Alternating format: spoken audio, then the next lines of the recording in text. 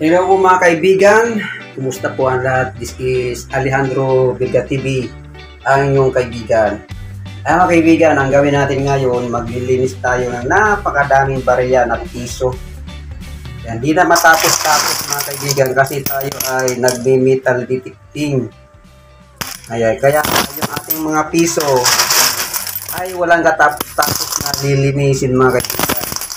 Pero ngayon naman mga kaibigan, maglilinis tayo ng barya using rock tumbler na galing sa Shopee, China, at gagamitan naman natin itong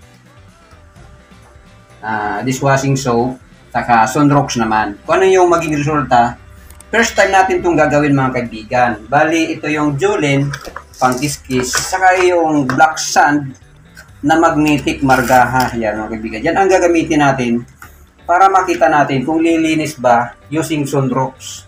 Yung dalawang yan, ang mga barya na piso at may tubig syempre. Marami pa tayong mga old coins na nakuha sa ating metal detecting.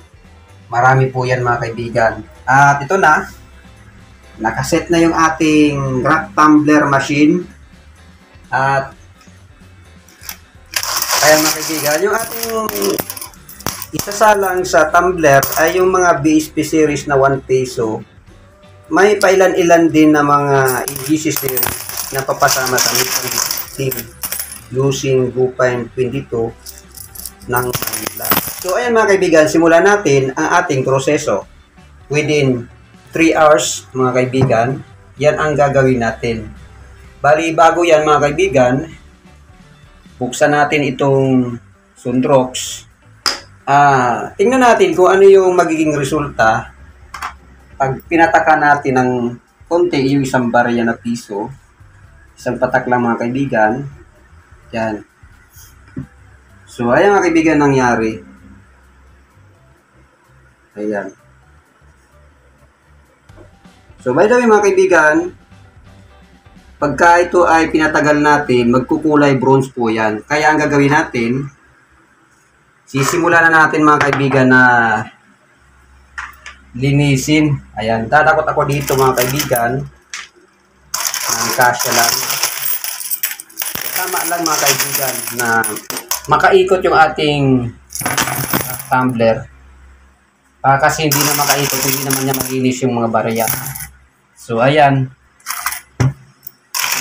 Ang intention natin mga kaibigan, kaya natin lilinisin ito para magamit sa circulation, maibalik sa market, maibalik sa palengke mga kaibigan, ng pampalit mga kaibigan. So ilagay natin itong ating pangkiskis yung mga ulen. Ayan, ilagay natin yan. Then, at lagyan ito nating marga na tinatawag. Ayan, mga 3 scoop.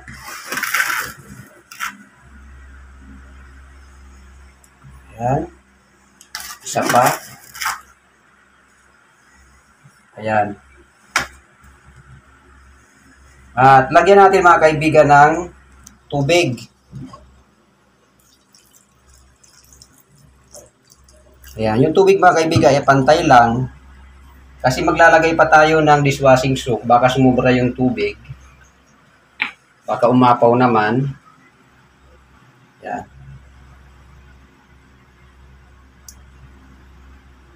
So, ayan mga kaibigan, madami na siya. Then, lagyan natin mga kaibigan ng siguro kunti lang.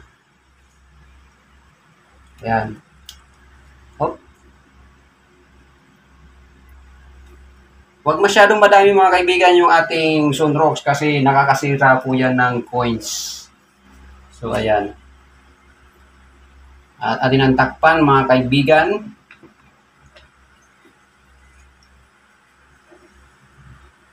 Ano kaya ang magiging resulta nito after 3 hours mga kaibigan? Ayan. Isarado pong maigi na huwag mag-leak o tumagas yung inyong tumbler drum.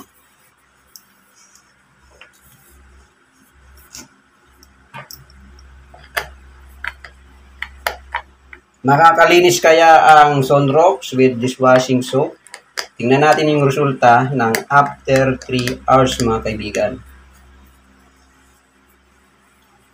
Sarado po natin ng maigpit na maigpit para hindi siya tumagas. Ayan, okay na po mga kaibigan. Then ang gawin natin, paandarin natin itong machine natin. Yan, set natin 1 day. Anytime na pwede batayin. Then, paikutin muna natin. Yan, umiikot na po siya. Yan. Tapos ilagay na natin ito mga kaibigan. Yan. Ayan. Umiikot na siya mga kaibigan. After 1 hour, pwede mo siyang balik ka rin. Ayan. So, stay tuned mga kaibigan kung ano magiging resulta ito within 3 hours.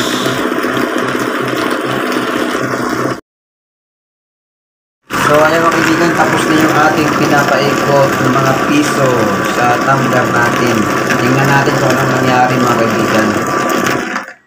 Ayan. Buksan natin mga kaibigan kung ano yung maging resulta nung ginamitan natin itong dishwashing soap sa Sunrocks.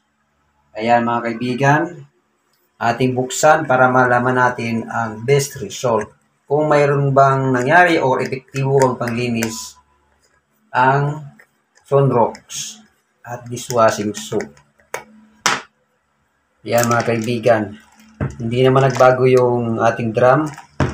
Kasi nung ginamit natin yung vinegar ay bumukol yan mga kaibigan yung puwitan. Medyo matigas mga kaibigan. Buksan natin. Ayan. Buksan na mga kaibigan. Tingnan natin kung anong nangyari dito. Ayan mga kaibigan. Buksan na. Ayan mga kaibigan yung nangyari. Oh. Yung kulay niya ay nangingitim-ngitim yung tubig. So tingnan natin mga kaibigan. Ilagay natin dito sa salaan para makita natin ang best result. So, ayan mga kaibigan, kung makikita mo yung mga piso, ayan siya. Nalinis siya mga kaibigan.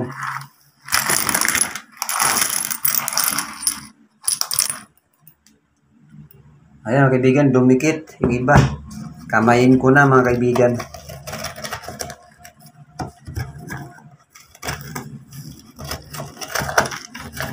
Ayan mga kaibigan. Lagyan natin.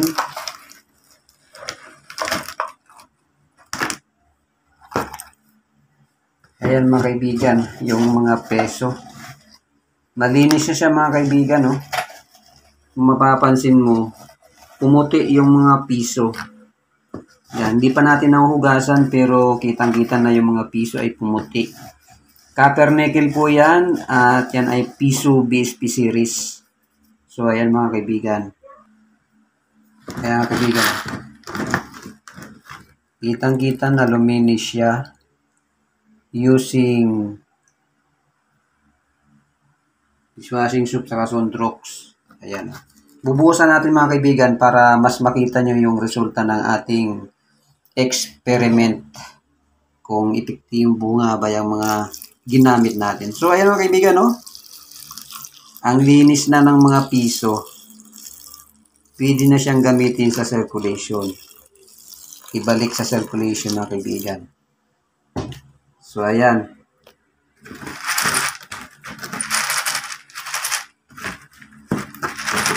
Ayan. Lipat natin dito mga kaibigan para mas makita nyo ang linaw ng kalinisan. Ayan. Buhusan natin uli ng tubig mga kaibigan.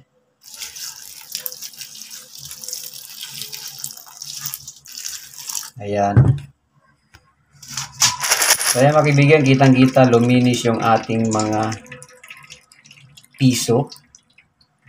Ayan.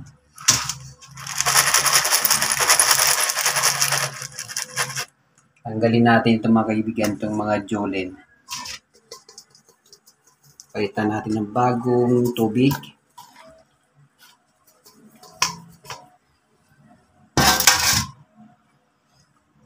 So, ayan. Tanggalin natin mga kaibigan itong Julin.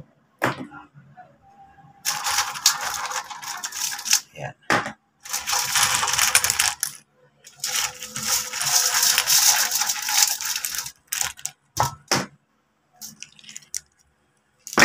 Ayan. Ang dami ng Julin nating nilagay. So, ayan mga kaibigan. So, ayan mga kaibigan, hindi pa talaga nalagyan ng malinis na tubig pero kitang-kita na ang kalinisan.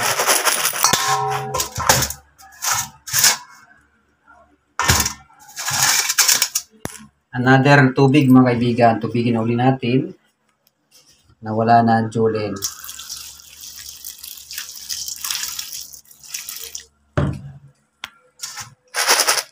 So ayan mga kaibigan, ang linis na ng mga piso. Ayan.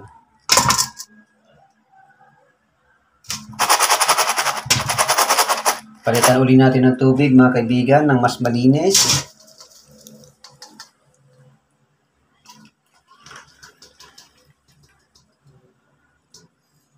Ayan. At last, tubigan natin uli mga kaibigan. Ayan o, ang linis na ng ating mga coins. Pwede na siya mga kaibigan pambili. 3 hours to mga kaibigan, 3 hours. Ayan, lagay natin dyan para mas makita natin.